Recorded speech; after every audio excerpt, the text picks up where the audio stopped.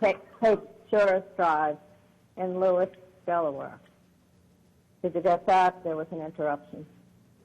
516 East Cape Shores Drive in Lewis, Delaware. The first thing that I'd like to address is the traffic issue.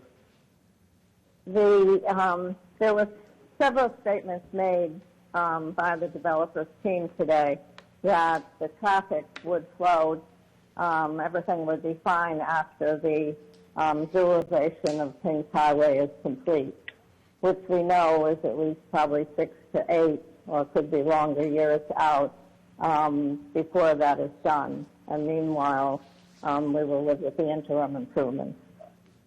So, and whatever the traffic is, that is from that, and, you know, which I'm not, I didn't hear any details on that either. But I think that I believe that when DelDOT made their presentation on the dualization, that they said that even with the dualization, at peak hours, there would still be failing traffic times. And I think we have to be realistic in terms of what the projected traffic numbers are, and not just accept these blanket statements that everything's going to be okay.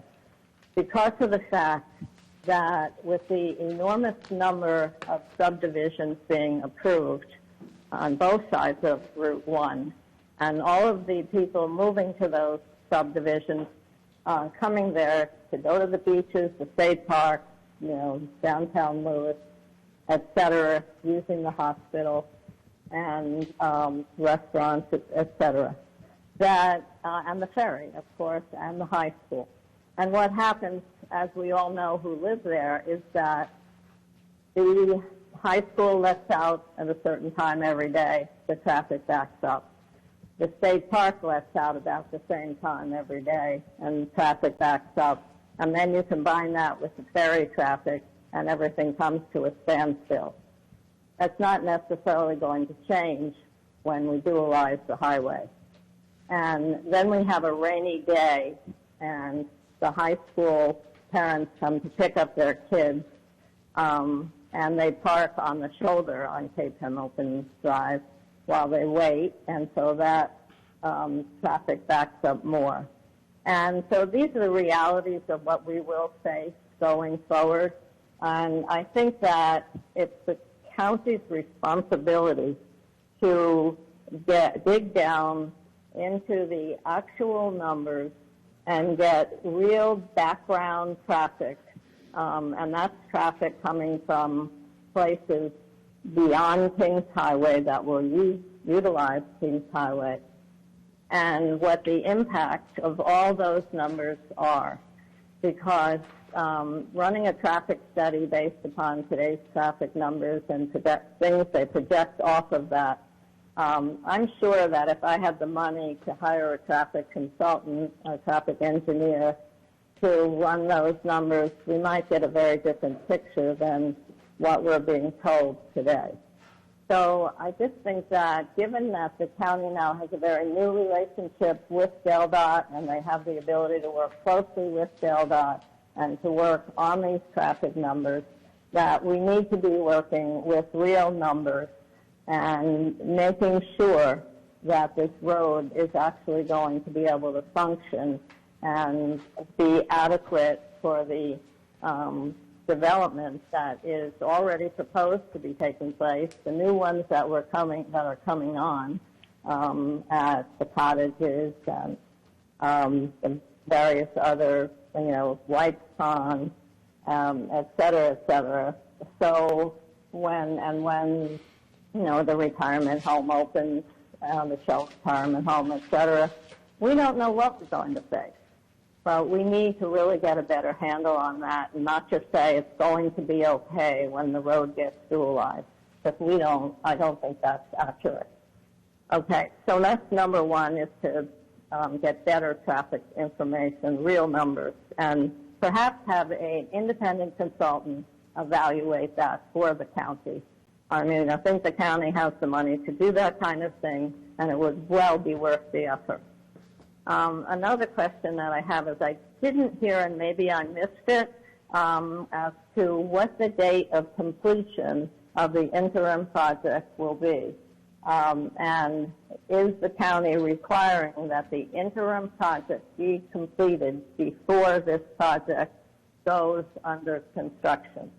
Because if we don't have the interim project and then we start adding all of the construction vehicles and that will be coming back and forth and the dump trucks, et cetera, day after day after day to the current traffic, that won't be good. We need to have this project completed before the construction starts. And my next item deals with the interconnectivity issue, and I heard someone say that they felt that nothing could probably be done about it because the neighboring properties were already built out, so we couldn't connect with them now, and I understand, that is sometimes difficult. But one thing I remember, I thought that the Moorings had purchased about, was it 5 acres, or I don't remember exactly how many acres, but of property from the Mitchell family. And I don't know if that's been built out or not, but if that is still sitting there unbuilt, that's a possibility there for interconnectivity on a piece of property that the Moorings owns that is not built out. And the other thing that runs through my mind is that when we talk about interconnectivity, we don't only mean for auto traffic, but also for bike pedestrian traffic. And I have conversations taken place between the developer for Henlopen Properties and the Moorings. I know it has, I think it has another new name now, but does it? Has it changed again? Not sure. But at any rate, or the Jefferson Apartments and other connecting properties, we should be able to at least walk between these properties. If somebody wants to go from the retirement home to Moorings or Jefferson Apartments and wants to walk over to one of the medical offices or shops in the new building that's being constructed, we ought to be able to walk back and forth or bike. And that seems to me would be more doable than trying to put a road through. That's what everybody objects to. They don't want to share their parking, et cetera. But we ought to explore that, and I don't know whether or not the developer has actually tried to explore that. But we could try to see what could be done. I didn't hear anything mentioned today about whether or not there were going to be shops on the ground level of a commercial building, and I'm hoping that there are for providing for close to home shopping, again, to avoid people having to go out on the road to secure things that they could do close by walking or just biking over there. And I had also heard some, I would say, rumors that the commercial building might not actually ever get built and it might turn into houses, which would be another concern. Is there any guarantee that that building will have to actually be a commercial building, or might it change into residential units down the road if the property owners make that decision, or if that's something they have to get approval for? My understanding was that in order to be a planned community, which I thought this was supposed to be, that you had to have local shops, local shopping available, and that this building provided for that. Another concern is the open drainage versus the closed drainage, and it seems to me that if we move forward with this project with open drainage, it's highly unlikely that Gilder's going to come along and put in closed drainage afterwards. And in other words, if we're going to do this project now, and we're going to do an interim project, and they're going to put in open drainage in the interim project, And then we are going to expect Gilder 2 years later to come along and put in closed drainage to give us more space for landscaping, et cetera. If we're going to have closed drainage, it seems to me it should be done up front and now, and have a plan for how that will integrate with the final product when the road is dualized, and that the interim project should be built in a way that would be best, give us the best opportunity to have closed drainage in the future and the additional space for landscaping this byway corridor. And then my final concern is the building design. The gentleman who spoke about the building design talked about wanting to integrate, the building next door and the building across the street, the high school, et cetera, and kind of, take some architectural features from each building and combine them into the new building.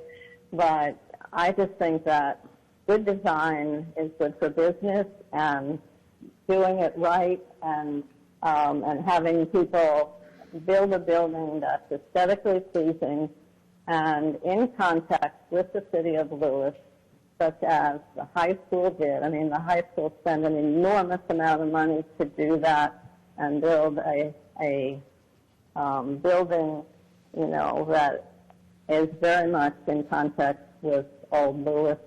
And why would we build another building here that's out of context just to combine it with a building that was not properly designed in the first place? And because we can't fix that. We can landscape it, we can screen it, but we can't fix it. So two wrongs don't make a right.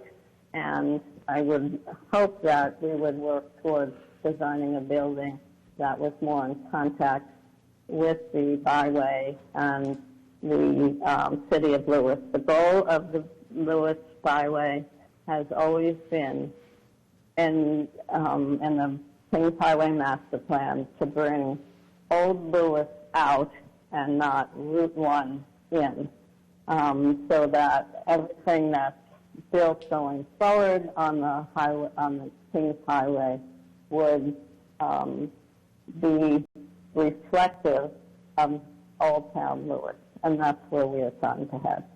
So I hope you take these recommendations under consideration, and I thank you for all that you have done to date and for the fact that you are trying to work through these problems, and it's wonderful to have a developer that we can work with. Ma'am, could you give us your name again, please? Gail Van Gilder. Thank you.